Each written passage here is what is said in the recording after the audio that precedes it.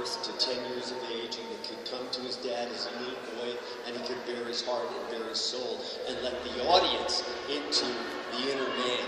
And that was the importance of Henry Allen to this iteration of The Flash. Once that was done, and once he assumed his powers, and once Henry got out of jail, I figured that would be winding down. So when I went to do the last 4-episode arc of season 2, I knew that I was going up to kill Henry Allen. And I was fine with that. I figured I'd get 2 good seasons. I will always treasure those scenes with Grant, handing it off in that way. I'm so glad it was father-son context, rather than being so on the nose and coming on to play Jay Garrick at the beginning. But I went up there, and I was having a costume fitting, and I tried on what looked like a prison suit, except it was shredded. And I'm thinking, what, are we doing a flashback? You know, what are we doing from, because Henry's out of prison now. And then the costume designer said, of course you'll be fitted for the Iron Mask by the props department. And I said, the Iron Mask? What are you talking about? And she said, you didn't hear it from me. You didn't hear it from me. And I'm like, oh, wow, okay. So then Jesse Martin and Grant and I were shooting a scene, and we're sitting in our chairs in between takes. And they said, so you hear what you're doing next year? In the end of the season? I said, yeah, apparently I'm the man in the Iron Mask. And they're like, yeah. And I say, they said, that's all you know? And I said, you mean there's more? And you said, you're the real Jay Garrick, man. I was like, get out of town. You're kidding. And then I had a conversation with Greg Berlanti, who I've been very close with creatively for years, ever since Dawson's Creek. He was a head writer on Dawson's Creek. He killed me on Dawson's Creek, so then he killed me again as editor. I just did Blind Spot last week, and he killed me on Blind Spot. I'm like, Greg, what's up with that? Do you have a problem with me? No, but then he said, yeah, we want you always to be a part of the show, and we figured that Henry Allen was coming. He said we would never have killed Henry if we couldn't have found a way to turn you into Jay Garrick, to keep you there. So that's the way it came about. You know, it was as surprising to me as it was to anyone. But I'll tell you what, I said to Greg after he spun out the story, I said, man, my hat is off to you again, because take me out of the equation. That's just good storytelling. Not only that, everybody wanted me to play Jay Garrick at the beginning.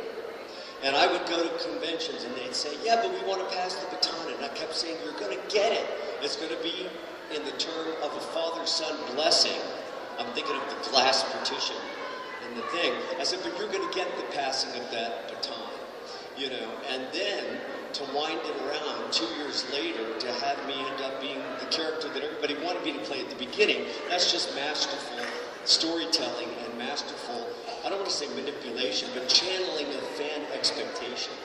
So again, I'm bowled over by our producers and our writers. That's amazing. They're doing great with you. I love it. Absolutely love it. So now that you're a speedster again, which is great, my next question, and then we're going to get to you guys. There's a great, I'm excited about all your questions. My last one. I don't want to know about the technical jargon, because I don't. You do when you're about to go 400, 500, 600 miles an hour. What exactly does that look like for the practicals? We know that you're not really running across the world, but what do you do specifically in 1990 and 2017?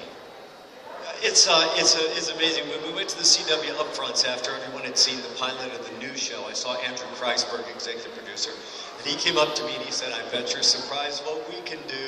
I said, yeah, you know, that tornado and everything in CGI. One of the reasons that Flash 1990 went one season were the costs just spiraled out of control. We were the most expensive show Warner Brothers had ever done for television at that point. We had a third of the back lot at Warner Brothers Studios there in Burbank for CBS. And one of the reasons was we couldn't do so much in CGI. If we wanted to have a semi loaded with new cars and blow everyone up in succession and shoot flames 50 feet in the air, we had to really do it. You know, so there were hours and hours and hours of laboring, you know, over pioneering some of these special effects techniques that they have brought forward and perfected in the new show. Yeah, there was endless running. One thing I'll never forget is they were trying to figure out how the blur would look. And so one night, late one night, until the wee hours of the morning, they had me in the Flash suit doing all these tests for how to run. You know, well, if you run like this, then the blur's going doo-doo, doo-doo, doo-doo, doo-doo. So they said, I'll never forget it. They had me all over the back line at Warner Brothers. They said, do a Groucho Marx scoop. And I was like, what the hell are you talking about? So here I am, I'm going like this. all over the back line at Warner Brothers, you know. And there's just adding the red blur.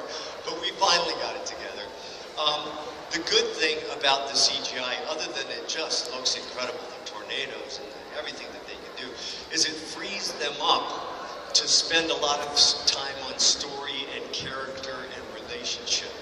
You know, I love the relationships in the new show.